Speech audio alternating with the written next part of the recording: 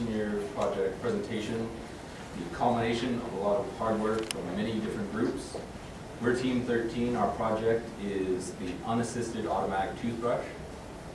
Our client is Capital Home Healthcare, and our advisor is Dr. Binky. I'm Michael Collier. I'm Mary Cara. Michaela Paget. And Skylar Roundtree. We're going to start off for a brief outline. We're going to first start off with our problem statement, our specifications, a little bit about our background of our client that we have, the different models that we have had, our Arduino, our code, our flowchart for our code, the connection pieces that we have. We have our 3D printed models, the cost of the entire project for one model, and the future considerations if we decide to go further. So our problem goal is to design an unassisted toothbrush that will be used for patients that have limited to no movement of their upper joints. To do this, we're going to use a few motors. The motor in our toothbrush, a stepper motor, a servo motor, our Arduino, a liquid pump to pump the liquid brushing rinse or a liquid into the user's mouth when they brush. So a few of our specifications, we have our required and our desired. This was the beginning of our project for our first prototype. We need this to be 100% unassisted design, which is because we have patients that can't move their upper arms. And then we need it to be durable. We need it to be durable so that it can be used for months and months without having it break down over time. We also need it to be a rechargeable battery. This is because if you plug it into an AC outlet, we have the risk of getting water inside the outlet, which can be dangerous. So we wanted to use a 6-volt battery. But the problem was with the 6-volt battery, we had to have it big enough to have enough current to go through the motors and work properly, so it's a little bit heavier than we wanted it to be. We also needed a toothbrush with easily replaceable heads. This is because you're supposed to replace your heads every 3 to 4 months. And as you can see up here, these light blue bristles will start to get white when it starts to deteriorate. You need to switch it out. And then for our design, we want it to be low cost. If we designed a product that was super high cost, we wouldn't want people wouldn't want to buy it. So if it was low cost, kind of like what we have, it'll be more desirable for a larger broad audience. We also want the battery that we have to last at least a month. But the battery that we have will probably last like 2 or 3 months before they have to recharge it. And we have a cord that will come out, and they can plug it into an AC outlet and charge it up until it's ready. And then it will be unplugged, and then you don't have any cords hanging from your wall. We also need it to be compact. If it was too big, most bathrooms are small and no one will put it in their bathroom because the one we designed is for a wall mount. It can also be used for a sink mount if they want it to be, but we have to design the stand that will be able to move up and down as the patient grows.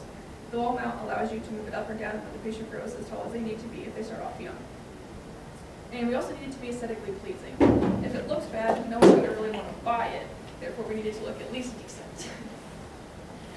So a little bit of background about why we're doing this project. Our client has arthrogryposis multiplex congenita, or AMC.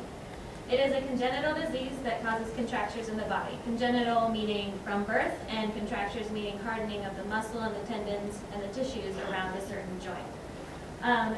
This decreases the range of motion, and the causes for AMC are neurological damage, inadequate room for a fetus in the uterus, or a malformed CNS. There are 3 different subunits of arthrogryposis multiplex congenita. The first being amyoplastia, which is the most common form. It is the one where there's not enough room in utero. And then the next one is distal arthrogryposis. This is the one that affects your hands and your feet, which would be like clubfoot or crossed fingers or any hand malformations. And the last one is syndromic. This is a neurological or muscular disease. Although we're trying to reach a broader range of clients, we are designing a specific model for our patient or client. He was actually born with all of his joints fixed, permanently bent, so he's about the size of a soda can, and his head was tilted all the way back to his back. With a bunch of surgeries, he was able to extend his arms out to 180 degrees, but his shoulder joints don't move very far, so they can only go up to his belly button. Therefore, we had to have the design be high enough that he didn't have to try to move his arms up to hit the power button, so it's unassisted. This is our first prototype that we made through SolidWorks. We have a big water tank right here with a water tank lid, and this is an instrumentation box. So when we have all of our circuits, we didn't want water to get into them in case they short circuit and it stops working altogether. That wouldn't even be our design. And this back plate is where we're mounting to the wall. So these 4 holes right here will have screws that mount to a stud, most likely. And these holes on the sides have steel pins that go in through the entire thing so that it holds it sturdy on the wall. These are actual 3D printed models. This is our first prototype. It has a water tank up here with the lid. This is where the toothbrush protrudes out that the motor it sits on. And then you have the instrumentation box in the back like shown here. Our second prototype, we needed to be more compact to meet our specifications. So we took out this huge water tank and replaced it with this hole where a smaller water tank fits in that Ray will talk about later. And as you can see here, like on these sides, there's some like splitting. The company that we printed through said it was due to their printer being off center, but to make it durable, we obviously couldn't keep this model because if it ends up cracking, it'll break off into the wall. So this is our final design.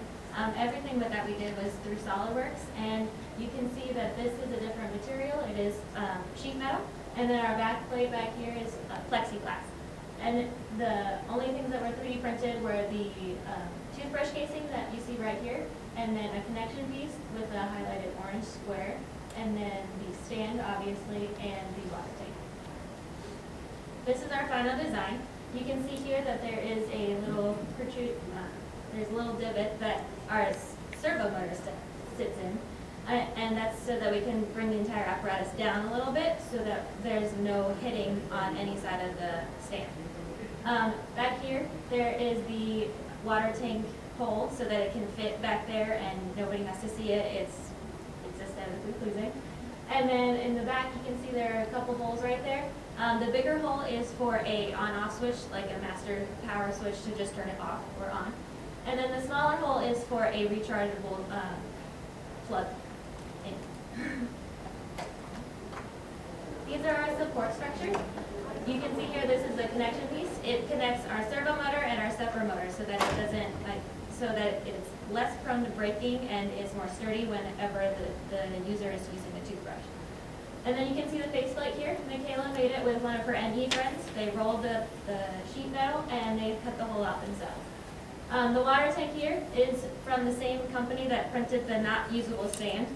This was made with 70% fill, so it's more sturdy and it's waterproof, and it came out a lot better. And then there's a plexiglass lip.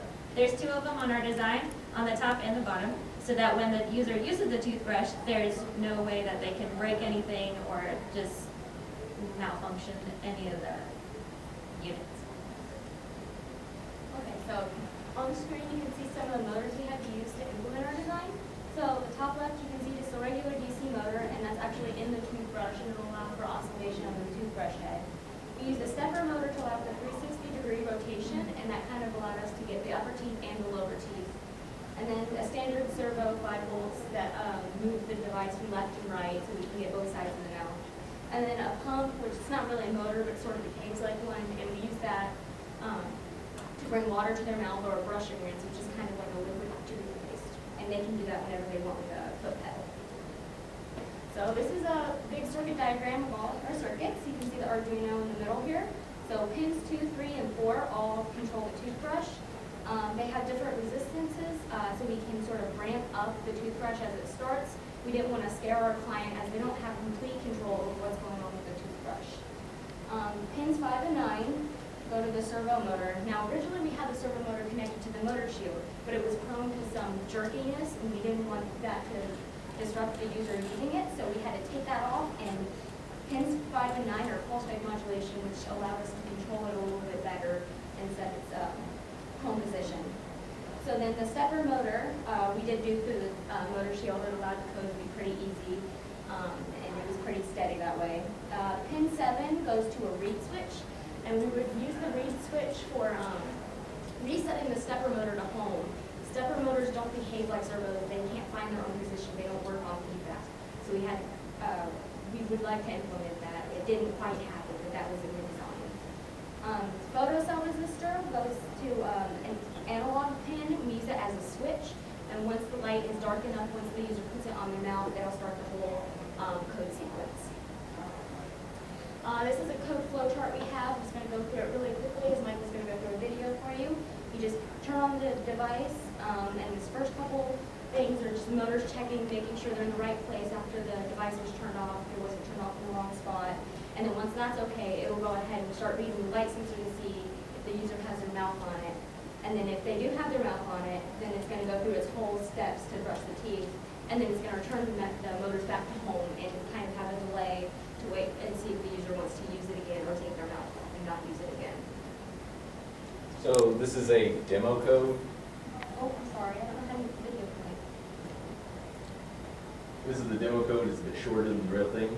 So first off, we're going to get the activation from the photoresistor. It's going to start up. You can hear it's increasing in power once again to get that slow start in control. The stepper motor moves down. That's the first movement to get the bottom teeth. The servo motor then moves it to the opposite side. Brushing resumes. The stepper motor rotates it back up to the top tooth. Brushing resumes. Then once again, the servo motor takes it back to the original side. More brushing.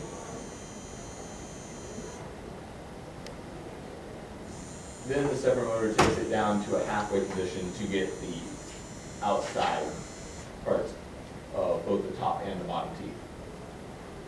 The same process is repeated with the stepper and the servo motor for the opposite side over here. Over here. And then finally, the stepper and the servo motor work together to return to their home position. Now, this chart right here is a simple rundown of our accumulated cost for one unit. The most expensive part was definitely the 3D printed components, ranging in at about $215. The other components altogether added up to only about a little over $100 for a grand total of $338. Now, in engineering, the designs are always changing. There's lots of things that you want to do, very little time to do them oftentimes, and maybe you don't have necessarily all the materials there for you. So there's a lot of things that get left behind, and there's a lot of things that you have planned for future iterations. Some of these include a third motor that would create a back and forth oscillation that would minimize the patient's need to move their head back and forth. We would probably redesign the pump and a little bit of the circuit holding structure for better manufacturability. A printed circuit board, if we could find the appropriate company to do that for, once again, convenience of installation. Revamped toothbrush support in the front.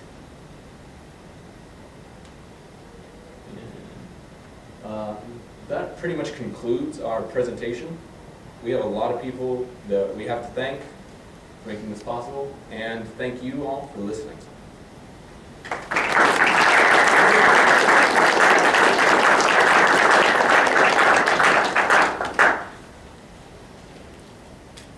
Any questions? Yes. So I'm just imagining this being used. If the person is using it, does it have like a sensing element to know like if they pulled away, or will they like get covered in toothpaste? That is a Skylar question. So originally we had designed the toothbrush, when you pulled your mouth off it, the sensor would recognize that and stop and restart the code.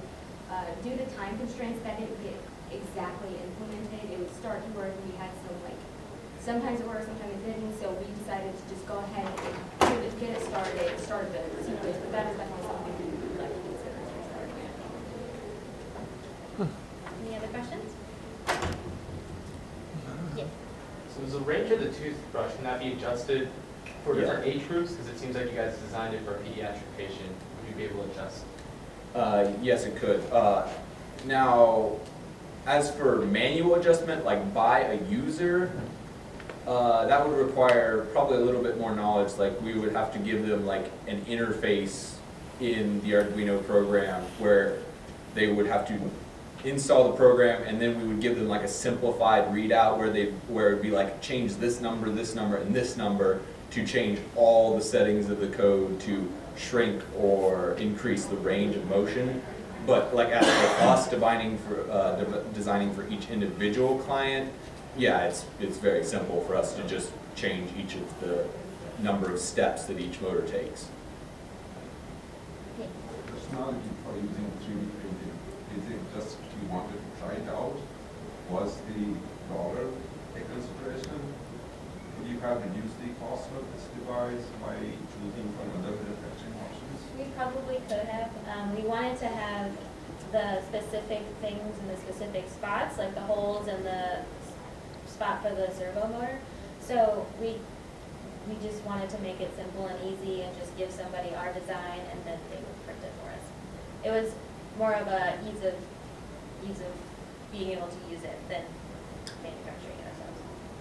What alternatives scenario would you think of instead of 3D printing blocks?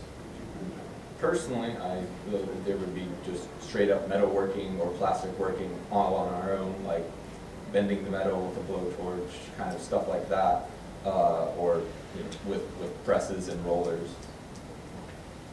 How about the risks? Did you consider the risks of using this device? Is the force applied to the teeth is self-driven? The person who is going to use it is going to push it Yes. and take it out if it hurtful or something? Yes, it is totally user dependent. If it's hurting the user, they have complete control over if they can come off with the toothbrush if they want. The toothbrush isn't designed to put pressure on any of the teeth. It's just designed to stay there, and the user pushes up a little so that it can get the bottom teeth, and they push down a little so they can get the upper teeth. But are there any stoppers? If you push too hard, the device is going to stop. Not in our design, no. Pressure sensors are something that we could include, but they're not in this first iteration. You do have a foot switch, right? What's its function again? The foot switch is to dispense water or brushing liquid from like a tube sort of, I guess a sort of fountain. So they press down on it, and as long as they're pressing down, the pump is working. And so they have control over how much brushing rinse or water they want to dispense. Originally, we had it made so it would start with the toothbrush when it started. But we wanted to make sure that they felt like they were using enough, or if they didn't even want it, some people don't even want it. But if they have their caregiver put regular toothpaste on it, they could use the brushing rinse if they wanted, or the water, but we wanted them to have control over that. So what stops the device? It's timed. Yeah. Now, if they wanted to go through another cycle, that would be no problem, I take it. It would return back to the home position, and then they put their mouth back on it, and it will start the entire thing back again. It has a delay on it to see if they want to keep their mouth off, but if they leave their mouth on, it will begin. And like we said, we were trying to get the light sensor to come off and it would reset itself, but that, time constraints that we might have. And then when the toothbrush turned to the side, we're having problems making sure that light sensor didn't turn off. Yeah. The light on the side of the mouth. I'm sure you said that there will be a fountain that you can visually spray water and you can cleanse your mouth. What cleans the toothbrush? Well, the toothbrush has a removable head. There's a piece that comes with it, so the caretaker would have to pop that out and wash that off. And then you put it in one down. So that's why we decided to go with the toothbrush that was already made and kind of rig it to do that, because you could go to the store and buy a new toothbrush head for those. Yes. I'm just curious, like your bigger model for 3D printing, how long did that take to print? It took, I'm pretty sure, close to 40 hours to print that. It was ridiculous. With the smaller one, it only took about 32 hours. So we cut it down a lot by taking off that top. And it was a lot of hours still, but it was worth it because it was so nice. And even those designs, they were only like 20 to 30% fill, so they weren't full, and if it would have been full, it would have been a lot more expensive. Yes. I have a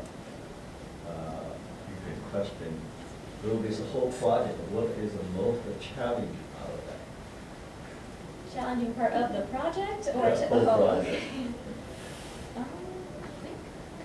Learning experience. There's a lot of electronics, a lot of mechanical stuff went into it. There was coding. It was just like all this stuff we had to know. And it was fun learning it, but it was hard.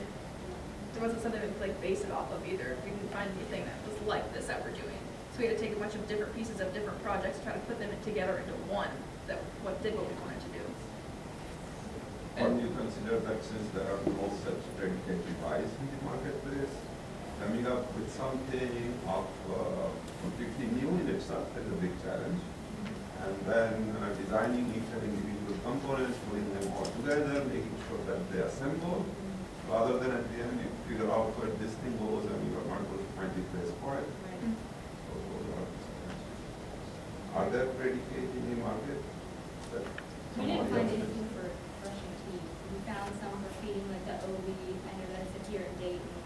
And then they have some where users that have trimmers can use and like eat, but we didn't find anything on brushing teeth where they could use their nails at all. Any other questions? Yeah. Where did you test it? Who did you test it on? Wait. There was one in queue. Who was talking? You mentioned that there has to be caregiver input, though you mentioned the caregiver has to remove the toothbrush head and clean it off, I assume, after every brushing. So what makes this an advantage over just having the caregiver brush the teeth? Since there still has to be caregiver input, I assume they still have to refill the water tanks and the toothbrush tanks, so why use this over just having the caregiver do it? That makes it minimal. I mean, it's obviously not 100%. We couldn't make it 100%. But you don't have to charge the battery for 2 months. The water tank doesn't need to be done for 2 weeks. The toothbrush has 3 months? So 3 months. So they can do that by themselves that long. They do need some intervention, but that's the biggest thing. If they can brush their teeth when they want to. Yeah, I think that was exactly the question I was trying to ask. I did not, probably I did not put it the right way. So that was my question. Who cleans the toothbrush after the person has brushed his teeth? And so it would be the caregiver. Another big part of that is, the preparation. Like, you think about it, you're like, oh, it's only 3 minutes where they have to go take their time to brush their teeth. But there is something to be said for giving back a little bit of independence to the user. When they're done eating, they don't have to sit around and wait for whatever else their caregiver is doing. They're just like, oh, I'm gonna go brush my teeth now. And then, at their convenience, the caregiver can then go and rinse off the brush head. Here. Good. Thank you, Steve.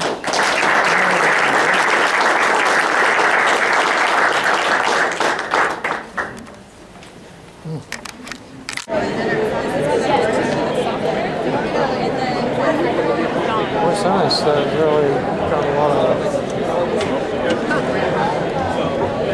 spotting.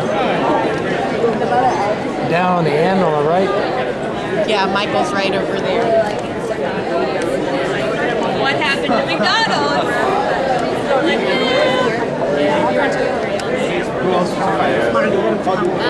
Silas has been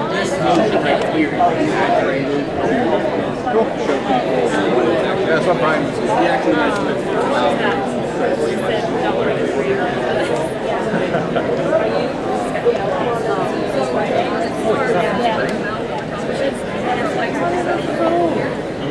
Oh, I'm sorry. Oh, Look at this. I'm just standing here. How are you? Well, that's all my questions, so.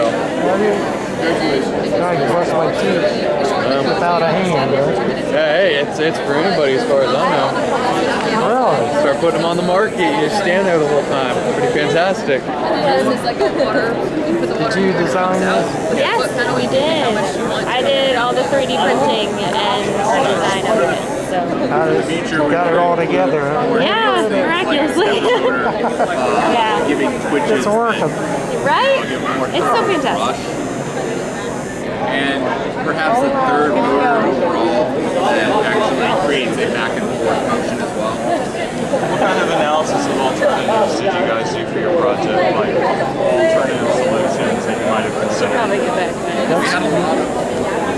We had a lot of concepts at the very beginning, but the development time really only allows you, once you get to the second semester, you have a project and it's time to build. But during the first semester, we had a lot of prototypes that we ran through, a lot of paper models, a lot of wood models that we ran through, a lot of SolidWorks that we designed. We would map them up against the person's mouth.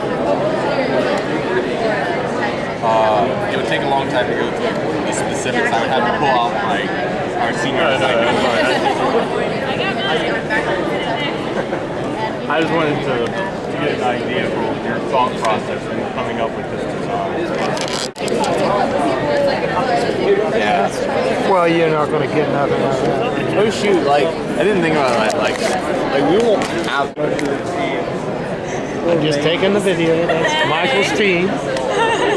I could add that to our office. This is, there we go. Oh, that would be cool. Video kind of like half a while, man. It's gone. Gone. Live.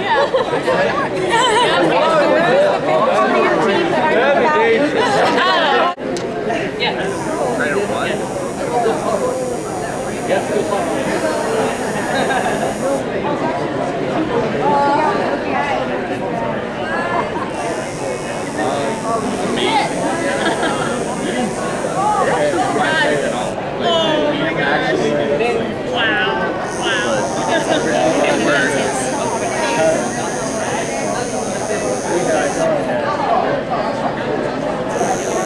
No, it's not.